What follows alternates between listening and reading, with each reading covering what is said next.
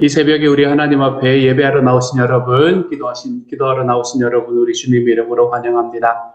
우리 예배에, 우리의 기도에 하나님께서 응답하심으로 함께 하실 수 있는 시간이 될 수 있기를 소망합니다. 사랑하는 하나님, 우리에게 주님의 사랑을 허락하여 주셔서 감사합니다.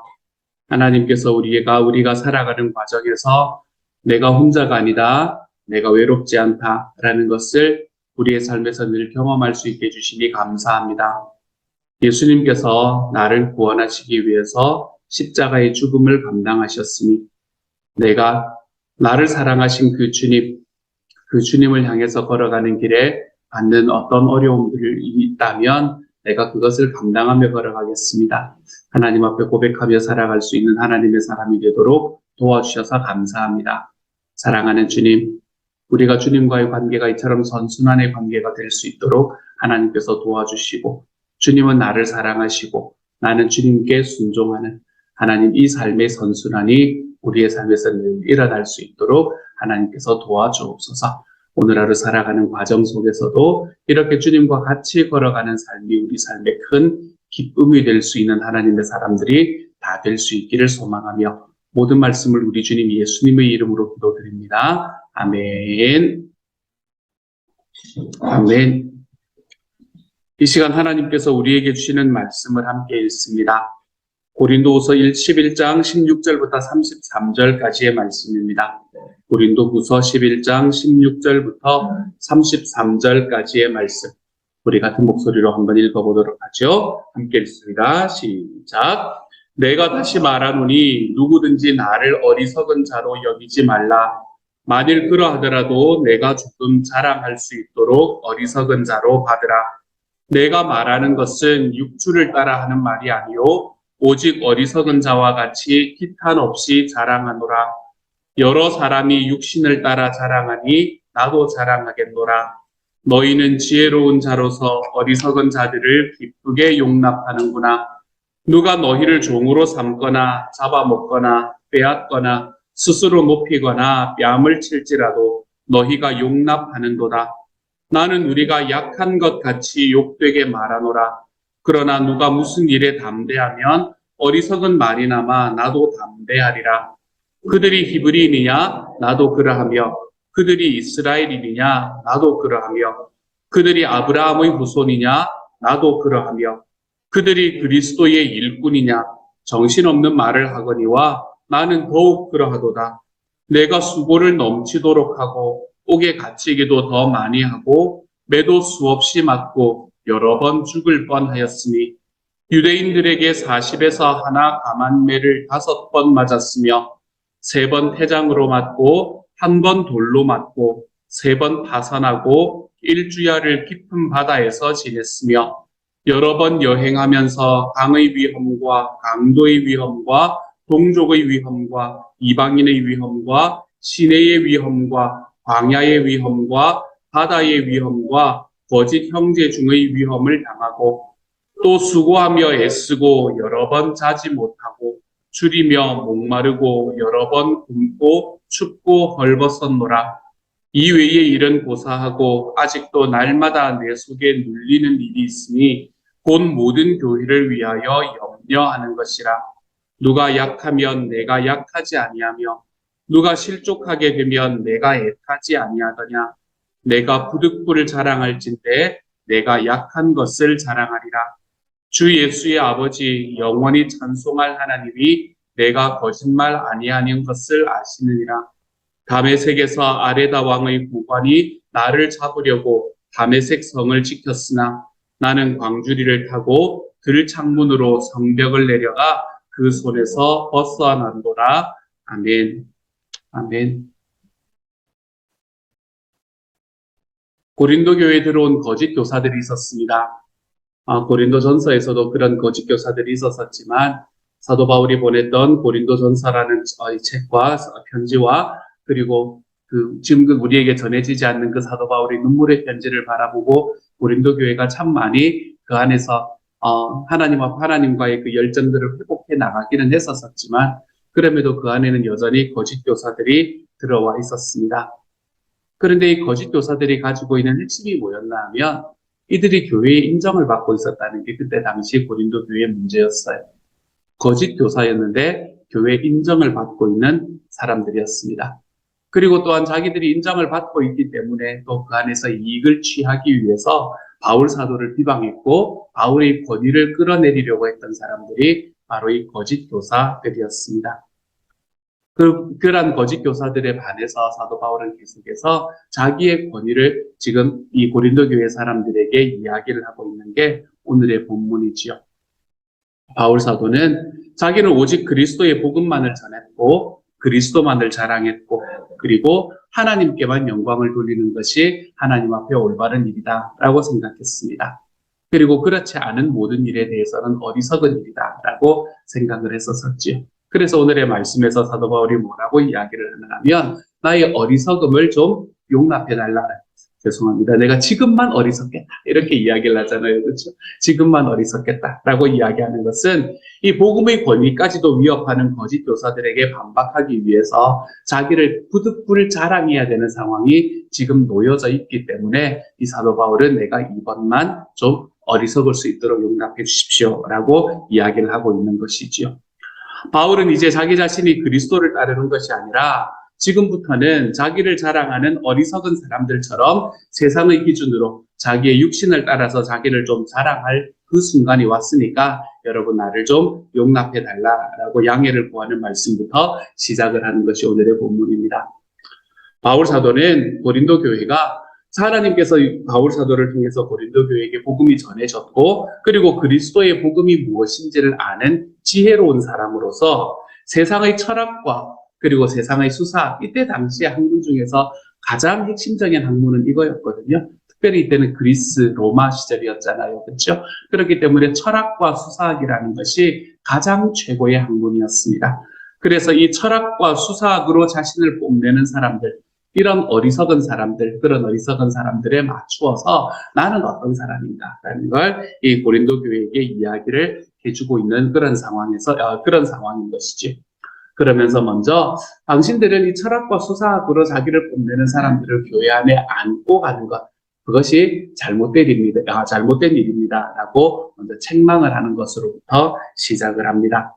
거짓 사도들은 고린도 교회를 자기에게 종속시키려고 하는 그런 과정으로 걸어갔던 것 같습니다. 그리고 마음대로 휘둘러서 자기의 이익을 취하려고 했죠. 오늘의 말씀에서 바울 사도는 거짓 사도들을 성도들을 노예로 삼으려는 사람이라고 표현을 하고 있고 먹이를 먹어치우려는 짐승, 미끼와 덫을 놓아 사냥감을 포획하는 사냥꾼, 스스로를 높이는 사람들, 자기 주변에 있는 사람들의 뺨을 치는 사람들, 이런 식으로 묘사를 하고 있는 것을 보게 됩니다.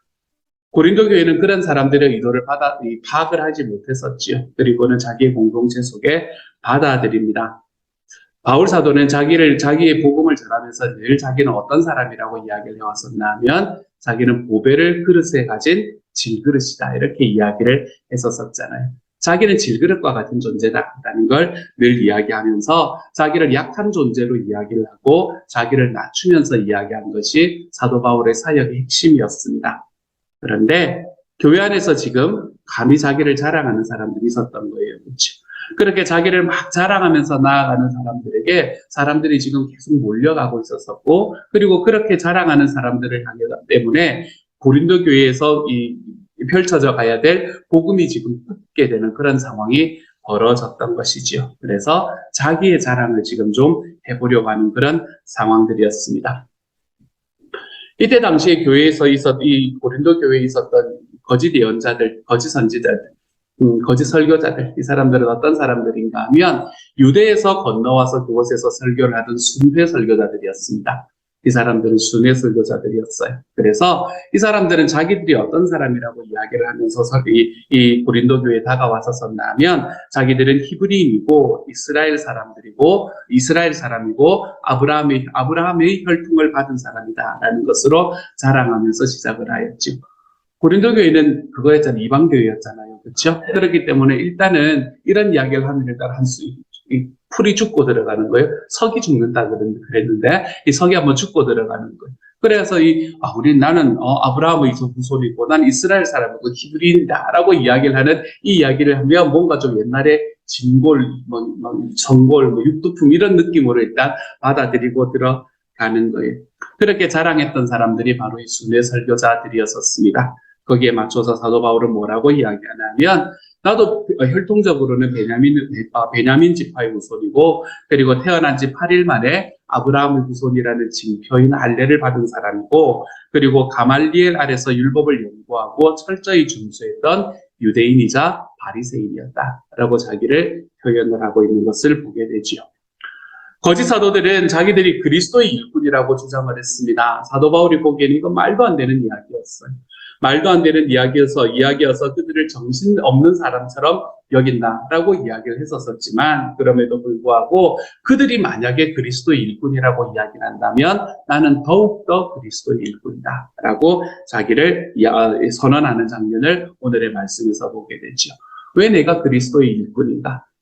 그 순회 설교자들이 이야기하는 것의 핵심은 뭔가 하면 자기들이 예수를 전하기 위해서 어떤 고난을 받았는가 이런 이야기들을 많이 하게 되는 거거든요. 그리고 자기 인생에 어떤 일들이 있었는가 이런 이야기들 요즘 소위 말하는 간증인 거예요. 간증. 소위 말하는 간증입니다. 소위 말하는 간증 집회들. 우리 그런 거 하면 일단 속이 죽잖아요. 그렇죠? 좀 그런 느낌이 드실 때가 있잖아요. 그렇죠?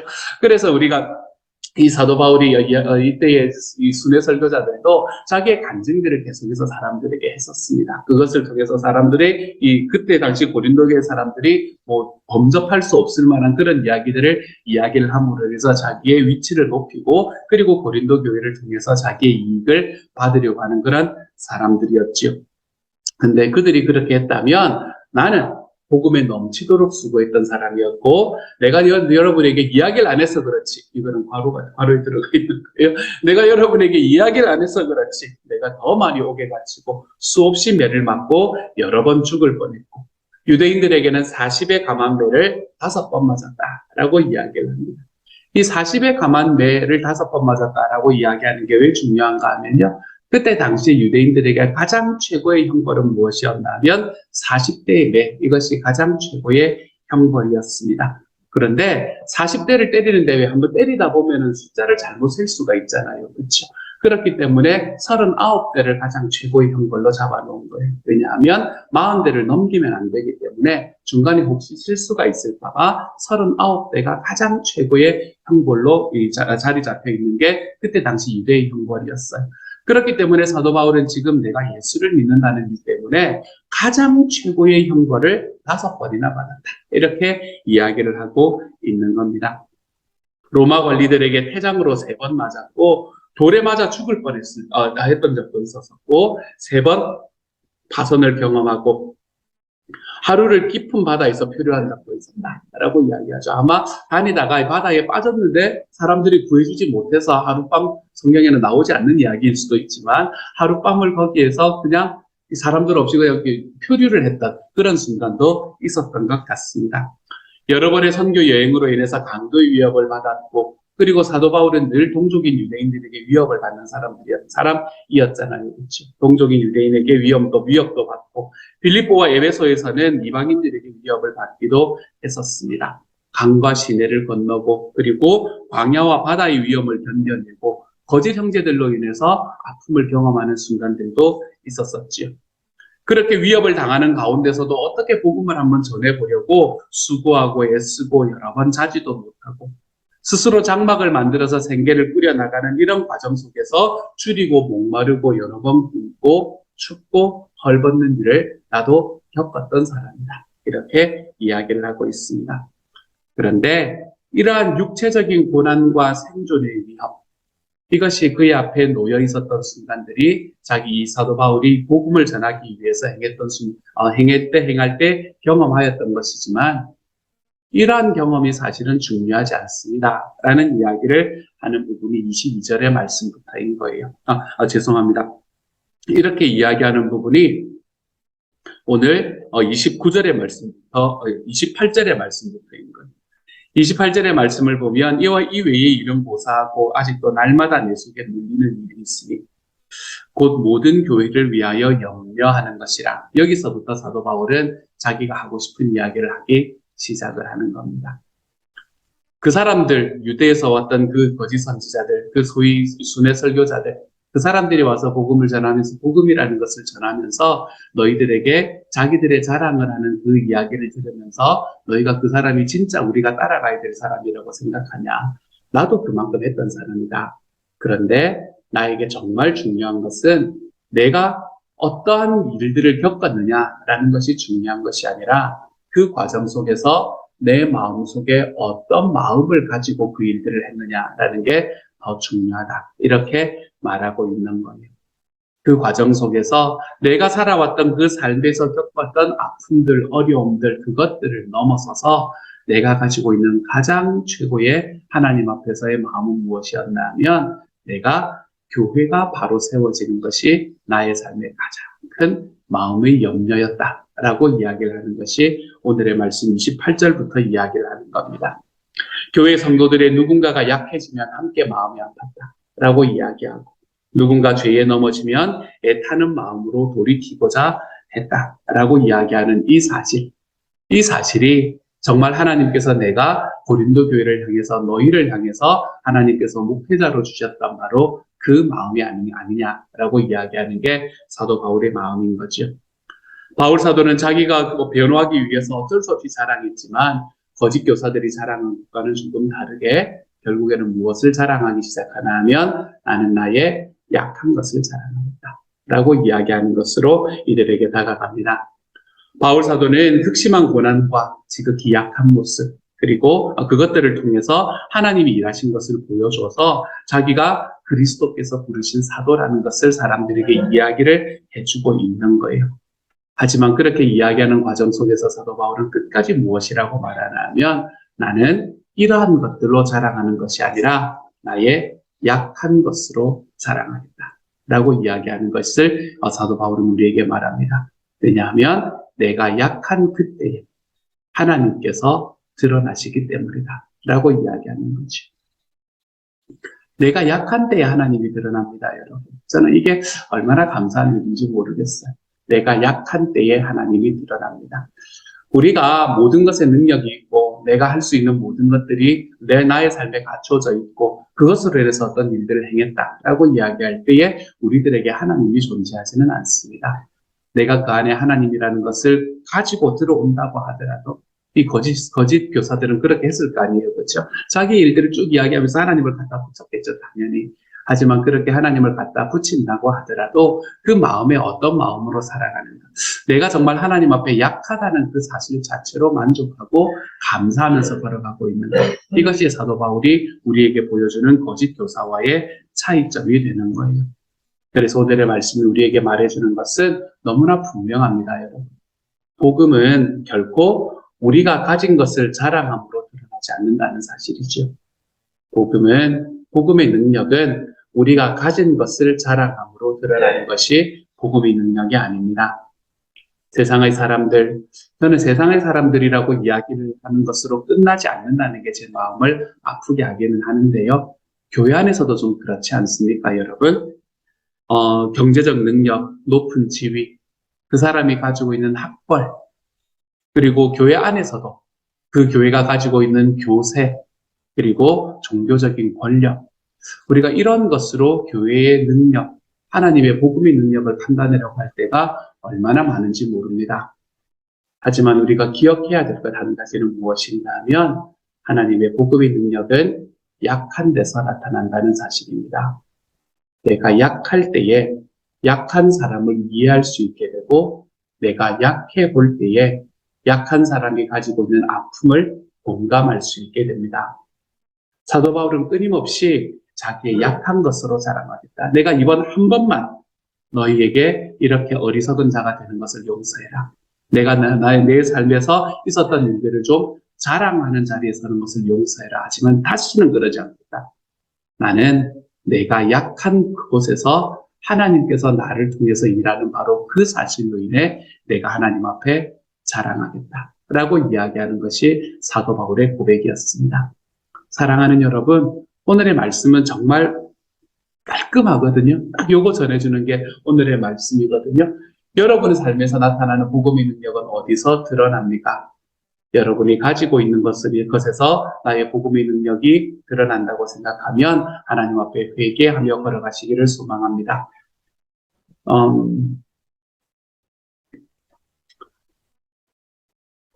여러분이 섬기는 교회에서는 어떤 사람이 교회의 리더십에 서 있습니까?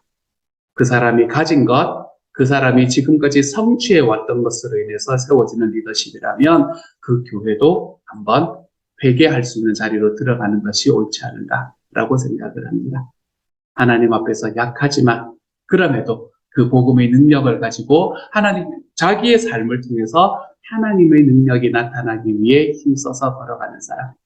저는 우리가 그러한 사람으로 걸어가 볼 수 있는 하나님의 사람이 되었으면 좋겠고요. 이것은 딱 반대로 이야기하면 내가 약한 자리에 서 있다고 하더라도 하나님은 능히 우리 주님의 복음의 능력은 능히 나를 통해서 우리 주님의 능력을 이루어 가시는 분이 되실 수 있다라는 것이 우리의 삶 속에서 경험되는 오늘 하루가 되었으면 좋겠습니다. 나는 작지만, 나는 약하지만 나의 작고 약함은 내 하나님의 크심과 복음의 능력이 나타나는 통로가 된다는 사실을 좀 기억하십시오. 낮아도 괜찮습니다. 약해도 괜찮습니다. 뭐 큰 것 성취하지 못해도 괜찮습니다. 내가 하나님 앞에 성취하는 것으로, 내가 성취한 크기로 하나님 앞에 자랑하는 것이 아니라 우리의 자랑은 늘 내가 하나님 앞에 얼마나 충성하고 있는가, 내가 얼마나 신실하게 오랫동안 이 길을 걸어가는가, 우리가 그것으로 인해 하나님 앞에 좀 자랑해 볼 수 있는 하나님의 사람이 되었으면 좋겠어요. 그래서 좀 약해도 별것 아닌 것 같아도 그러한 나를 통해서, 그러한 나의 약함을 통해서 하나님의 능력이 더욱더 드러나게 되는 거지. 우리가 이것을 좀 기억하고 예수님께서 우리에게 주신 그 주님의 소원, 영혼 구원하여 제자 양육하는 그 길로 우리의 걸음을 한 걸음 한 걸음 좀 디뎌내 볼 수 있는 하나님의 사람이 되는 저와 여러분이 되어 가시기를 우리 주님 이름으로 축복합니다. 이 시간 같이 한번 기도합니다. 제가 한번 기도하죠. 사랑하는 하나님, 돌아보면 자랑할 게 없습니다, 주님. 자랑할 게 없기 때문에 아유 힘들어 라고 이야기하는 것이 아니라 제가 자랑할 것이 없는 약한 존재이기 때문에 주님의 능력이 더욱더 크게 드러날 것임을 기대할 수 있는 하나님의 사람이 되게 하여 주옵소서. 하나님이 나를 통해서 일하시는 것이라면 누구를 통해서든 일하시지 못하실까? 주님, 이러한 이야기들이 우리의 주변으로 펼쳐져 가볼 수 있는 우리의 삶이 될 수 있도록 하나님이여 도와주옵소서. 주님께서 우리 모든 오늘 함께 예배하는 모든 이들에게 은혜 더하여 주셔서 이 땅에서 작고 약해 보이지만 그 안에서 드러나는 우리 주님의 능력이 우리의 삶 속에서 늘 감사함으로 다가올 수 있는 하나님의 사람들이 다 되도록 아버지여 도와주옵소서. 모든 말씀 우리 주님 예수님 이름으로 기도드립니다. 아멘. 하늘에 계신 우리 아버지여, 이름이 거룩히 여김을 받으시오며 나라 임하옵시며 뜻이 하늘에서 이룬 것 같이 땅에서도 이루어지이다. 오늘날 우리에게 일용할 양식을 주옵시고 우리가 우리에게 죄 지은 자를 사하여 준 것 같이 우리 죄를 사하여 주옵시고 우리를 시험에 들게 하지 마옵시고 다만 악에서 구하옵소서.